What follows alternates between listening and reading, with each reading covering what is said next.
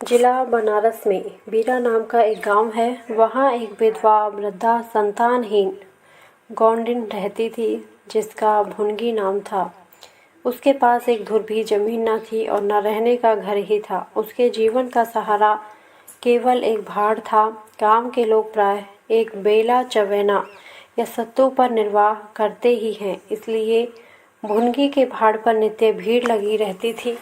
वह जो कुछ भुनाई पाती वही भून या पीसकर खा लेती और भाड़ ही की झोंपड़ी के एक कोने में पड़ रहती। वह प्रातःकाल उठती और चारों ओर से भाड़ झोंकने के लिए सूखी पत्तियां बटोर लाती। भाड़ के पास ही पत्तियों का एक बड़ा ढेर लगा रहता था। दोपहर के बाद उसका भाड़ जलता था, लेकिन जब एकादशी या पूर्णमासी के दिन प्रथा अनुसार भाड़ ना जलता या गांव के जमींदार पंडित उदय भान पांडे के दाने भूनने पड़ते, उस दिन उसे भूखे ही सो रहना पड़ता। पंडित जी उसे बेगार में दाने ही ना भुनवाते थे, उसे उनके घर का पानी भी भरना पड़ता था और कभी कभी इस हेतु से भी भाड़ बंद रहता था। वह पंडित जी के गांव में रहती थी, इसलिए उन्हें उससे सभी प्रकार की बेगार लेने का अधिकार था। उसे अन्याय नहीं कहा जा सकता। अन्याय केवल इतना था कि बेगार सूख ही लेते थे। उनकी धारणा यह थी कि जब खाने ही को दिया गया तो बेगार कैसी। किसान को अधिकार है कि बैलों को दिन भर जोतने के बाद शाम को खूंटे से भूखा बांध दे। यदि वह ऐसा नहीं करता तो यह उसकी दयालुता नहीं है, केवल अपनी हित चिंता है। पंडित जी को उसकी चिंता न थी, क्योंकि एक तो भुनगी दो एक दिन भूखी रहने से मर नहीं सकती थी, और यदि दैव योग से मर भी जाती तो उसकी जगह दूसरा गोंड बड़ी आसानी से बसाया जा सकता था। पंडित जी की यही क्या कम कृपा थी कि वह भुनगी को अपने गांव में बसाए हुए थे। चैत का महीना था और संक्रांति का पर्व। आज के दिन नए अन्न का सत्तू खाया और दान भी दिया जाता है। घरों में आग नहीं जलती। भुनगी का भाड़ आज बड़े जोरों पर था। उसके सामने एक मेला सा लगा हुआ था। सांस लेने का भी अवकाश न था। ग्राहकों की जल्दबाजी पर कभी कभी झुंझला पड़ती थी कि इतने में जमींदार साहब के यहाँ से दो बड़े बड़े टोकरे अनाज से भरे हुए आ पहुँचे और हुक्म हुआ कि अभी भून दे। भुनगी दोनों टोकरे देखकर सहम उठी। अभी दोपहर था, पर सूर्यास्त के पहले इतना अनाज भुनना असंभव था। घड़ी दो घड़ी और मिल जाते तो एक अठवारे के खाने भर की अनाज हाथ आता। दैव से इतना भी न देखा गया। इन यमदूतों को भेज दिया। अब पहर रात तक सेंत मेंत में भाड़ में जलना पड़ेगा। एक नैराश्य भाव से दोनों टोकरे ले लिए। चपरासी ने डांट कर कहा, देर न लगे, नहीं तो तुम जानोगी। भुनगी यहीं बैठे रहो, जब भुन जाए तो लेकर जाना। किसी दूसरे के दाने छूओ तो हाथ काट लेना। चपरासी, बैठने की हमें छुट्टी नहीं है, लेकिन तीसरे पहर तक दाना भुन जाए। चपरासी तो यह ताकीद करके चलते बने और भुनगी अनाज भूनने लगी। लेकिन मन भर अनाज भूनना कोई हंसी तो थी नहीं।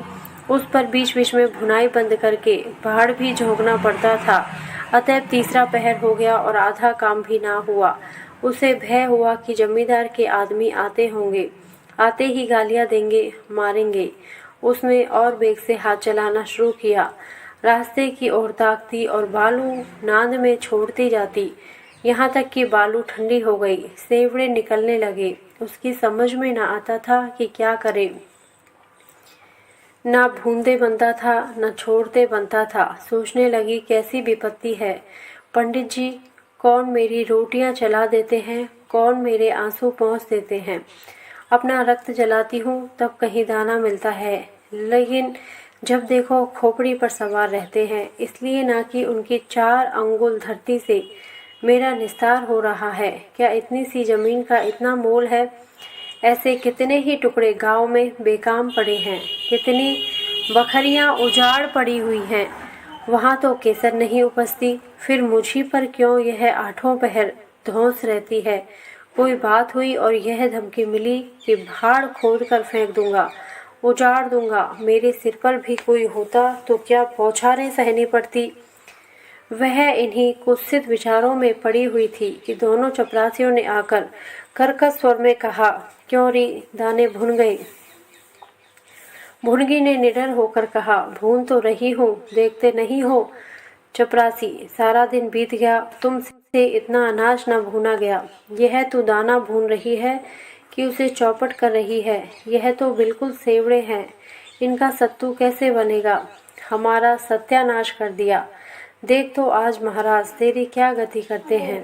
परिणाम यह हुआ कि उस रात को भाड़ खोद डाला गया और वह अभागिनी विधवा निरावलंब हो गई। भुनगी को अब रोटियों का कोई सहारा ना रहा। गांव वालों को भी भाड़ के विध्वंस हो जाने से बहुत कष्ट होने लगा। कितने ही घरों में दोपहर को दाना ही ना मयस्सर होता। लोगों ने जाकर पंडित जी से कहा कि बुढ़िया को भाड़ जलाने की आज्ञा दे दीजिए, लेकिन पंडित जी ने कुछ ध्यान न दिया। वह अपना रौब न घटा सकते थे। बुढ़िया से उसके कुछ शुभ चिंतकों ने अनुरोध किया कि जाकर किसी दूसरे गांव में क्यों नहीं बस जाती, लेकिन उसका हृदय इस प्रस्ताव को स्वीकार न करता।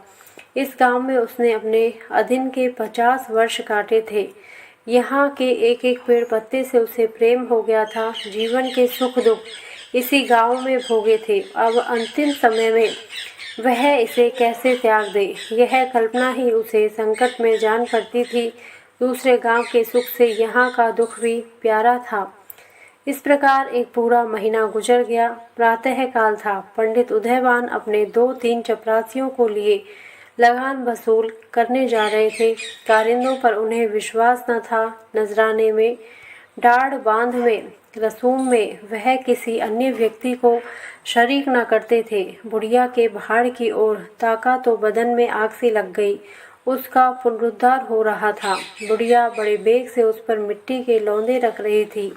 कदाचित उसने कुछ रात रहते ही काम में हाथ लगा दिया था और सूर्योदय से पहले ही उसे समाप्त कर देना चाहती थी।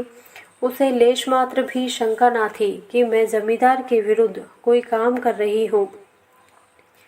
क्रोध इतना चिरंजीवी हो सकता है, इसका समाधान भी उसके मन में न था। एक प्रतिभाशाली पुरुष किसी दीन अबला से इतना कीना रख सकता है, उसे उसका ध्यान भी न था। वह स्वभावतः मानव चरित्र को इससे कहीं ऊंचा समझती थी। लेकिन हाँ हतभागिनी, तूने धूप में ही बाल सफेद किए। सहजा उदयभान ने गरज कर कहा, किसके हुक्म से। भुनगी ने हकबका कर देखा तो सामने जमींदार महोदय खड़े हैं। उदयभान ने फिर पूछा, किसके हुक्म से बना रही है। भुनगी डरते हुए बोली, सब लोग कहने लगे बना लो तो बना रही हूँ। उदयभान, मैं अभी इसे फिर खुदवा डालूंगा। यह कहकर उन्होंने भाड़ में एक ठोकर मारी। गीली मिट्टी सब कुछ दिए बैठ गई। दूसरी ठोकर नाद पर चलाई, लेकिन बुढ़िया सामने आ गई और ठोकर उसकी कमर पर पड़ी। अब उसे क्रोध आया। कमर सहलाते हुए बोली, महाराज, तुम्हें आदमी का डर नहीं है तो भगवान का डर तो होना चाहिए। मुझे इस तरह उजाड़कर क्या पाओगे। क्या इस 4 अंगुल धरती में सोना निकल आएगा। मैं तुम्हारे ही भले की कहती हूँ, दीन की हाय मत लो, मेरा रोआ दुखी मत करो। उदयभान, अब तो यहाँ फिर भाड़ ना बनाएगी। भुनगी, भाड़ ना बनाऊंगी तो खाऊंगी क्या। उदयभान, तेरे पेट का हमने ठेका नहीं लिया है। भुनगी, टहल तो तुम्हारी करती हूँ, खाने कहाँ जाऊँ। उदयभान, गांव में रहोगी तो टहल करनी पड़ेगी। भुनगी, टहल तो तभी करूँगी जब भाड़ बनाऊंगी। गांव में रहने के नाते टहल नहीं कर सकती। उदयभान, तो छोड़ कर निकल जा।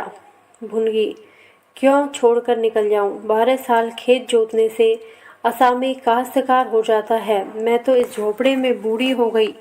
मेरे सास ससुर और उनके बाप दादे इसी झोपड़े में रहे। अब इसे यमराज को छोड़कर और कोई मुझसे नहीं ले सकता। उदयभान, अच्छा तो अब कानून भी बघारने लगी।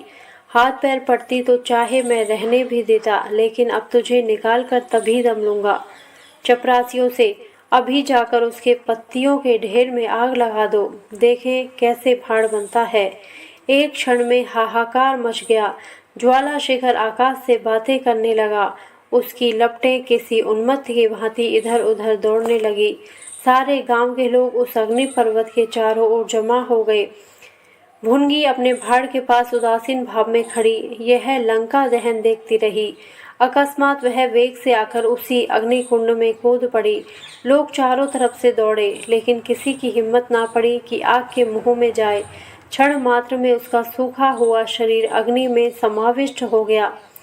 उसी दम पवन भी वेग से चलने लगा। ऊर्ध्वगामी लपटें पूर्व दिशा की ओर दौड़ने लगी। भाड़ के समीप ही किसानों की कई झोपड़ियां थी। वह सब उन्मत्त ज्वालाओं का ग्रास बन गई। इस भांति प्रोत्साहित होकर लपटें और आगे बढ़ी। सामने पंडित उदयभान की बखार थी, उस पर झपटी। अब गांव में हलचल पड़ी। आग बुझाने की तैयारियां होने लगी, लेकिन पानी के छींटों ने आग पर तेल का काम किया। ज्वालाएं और भड़की और पंडित जी के विशाल भवन को दबोच बैठी। देखते ही देखते वह भवन उस नौका की भांति जो उन्मत्त तरंगों के बीच में झकोरे खा रही हो, अग्नि सागर में विलीन हो गया। और वह क्रंदन ध्वनि जो उसके भस्मावेश में प्रस्फुटित होने लगी, भुनगी के शोक में विलाप से भी अधिक करुणाकारी थी। धन्यवाद। यदि आपको ये कहानी अच्छी लगी हो तो प्लीज़ मेरे वीडियो को लाइक करें, शेयर करें और मेरे चैनल को सब्सक्राइब करें। Thank you.